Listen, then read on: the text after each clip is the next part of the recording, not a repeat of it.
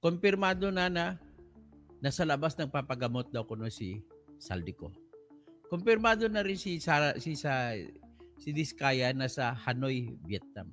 At pamilya na dala niya. Wala naman silang sakit. Nakita natin mga nagrarally na, marami ng tao nagrarally laban sa kanila. Ang matindi pa sa ngayon ay laban kay Sara Diskaya. Yung bahay niya sa Pasig ay nilusob. Pinagpinturahan pa ng magnanakaw ang bahay. Pasalamat tayo, may mga aktibo na grupo ng Akbayan. Sila grupo ni Attorney Shell Jokno yan at saka ni Percival Sindanya.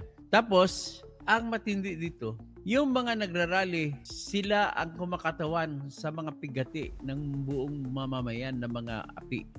Ay sila pa ang ngayon kakasuhan ng mga abogado ni Diskaya. Ang nakakasakit pa yan, baka wala pang pangpiyansa mga ngayon at makulong.